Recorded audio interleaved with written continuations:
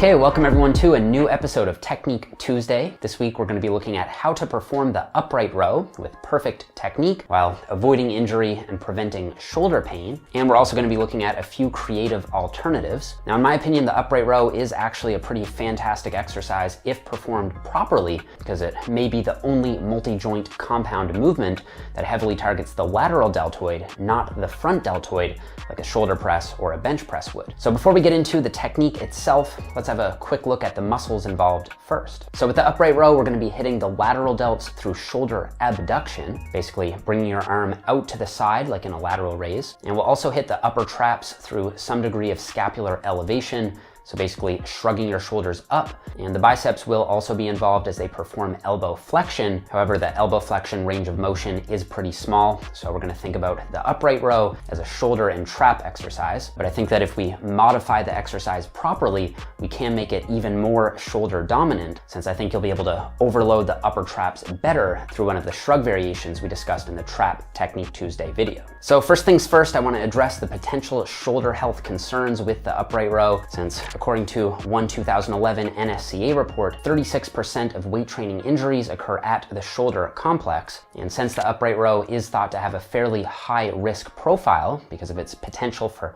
subacromial impingement, I think it's important to consider 3 simple modifications to avoid pain and prevent injury. So impingement is basically what happens when the space within the shoulder joint is constricted, causing the bones of the joint to jam up against the muscles or tendons of the rotator cuff, which can then lead to inflammation and pain. Now, one way to cause shoulder impingement is to raise your arm up above shoulder height in an internally rotated position. So if you have healthy shoulders, you can try this. So basically, you can internally rotate your shoulders and then lift your arms up, and there'll come a point where you'll start to feel tightness in your shoulders, which is probably where the impingement starts. However, despite the fact that the upright row does involve elevating the shoulder in a more internally rotated position, according to the NSCA report, upright rows can still be safe and effective, provided proper lifting precautions are followed. So first, you want to keep the bar in close to your body, which is going to help keep tension on the lateral deltoid and keep elevation of the arm more in the scapular plane. Second, you should think about pulling through the elbows rather than with the wrist. Another way I like to cue for this is to think about rowing out and up,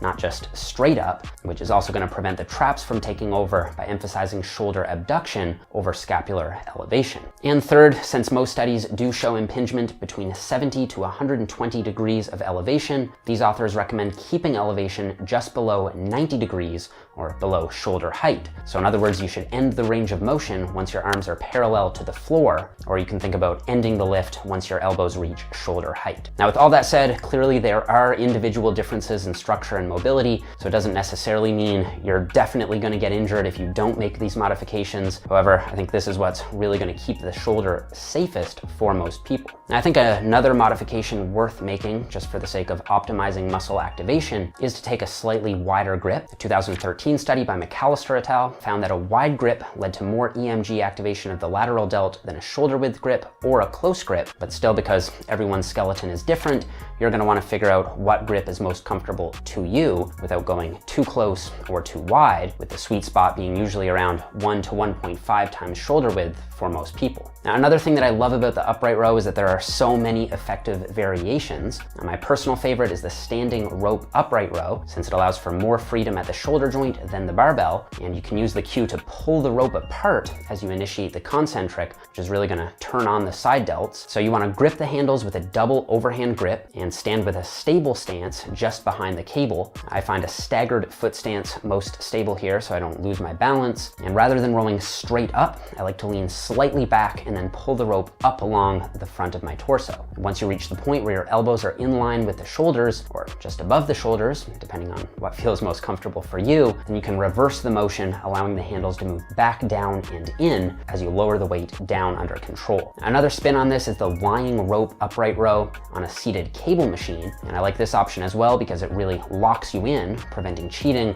and shifting most of the tension onto the delts. I also really like the one-arm dumbbell upright row, where you can focus on isolating one shoulder at a time. With these, I'll brace myself up against the end of an incline bench with my non-lifting hand, lean slightly forward, and then lift the dumbbell out to the side. So it should feel very similar to how you'd initiate a dumbbell lateral raise, except you allow your elbow to bend, which is going to allow you to lift heavier weights. You can also switch up the resistance curve by using bands, which I'll do as part of my shoulder warm-up, or sometimes I'll add these at the end of a shoulder workout to really blast the side delts with higher reps. Also, because there's very little tension at the bottom here, I'll reverse the range of motion early, keeping constant tension on the delts. So for the most part, I recommend loading the upright row in a more moderate rep zone, something around 8 to 12 reps. Because it is a multi-joint compound movement, you can load it reasonably heavy. However, in my experience, when people try to load below 8 reps or so, they can't help but cheat as their lower back and hips get involved, and it becomes much harder to establish a solid mind-muscle connection with the side delts. So as long as your form doesn't deteriorate, there isn't anything necessarily wrong with using higher reps as a way to really burn out the shoulders at the end of a workout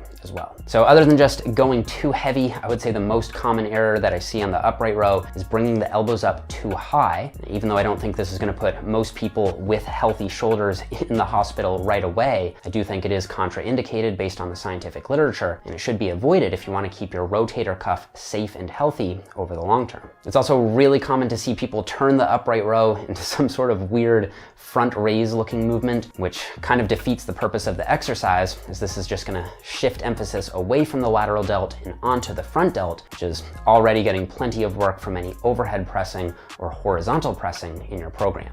So you want to make sure you keep the barbell or rope in tight to your body. Try to lift in that scapular plane, lifting the arms out to the sides, similar to how you would in a lateral raise. So guys, that is all that I have on the upright row. I'd recommend watching my video on the overhead press. I really think that's probably the main bread and butter compound exercise for developing overall shoulder strength, and my lateral raise video, which is going to target the lateral delt but through an isolation movement. So you're probably going to want to include both of those in your routine. You can also check out jeffnippard.com for all my training programs, which always come with a list of coaching cues for every exercise in the program, and they have a detailed explanation of the biomechanics involved. So my fundamentals hypertrophy program comes with 3 separate 8-week training splits designed for anyone in their first couple years of lifting, and I'll have a link to that down below if you'd like to check it out. Don't forget to leave me a like if you enjoyed the video, subscribe to the channel if you happen to be new, and I'll see you guys all here next Tuesday.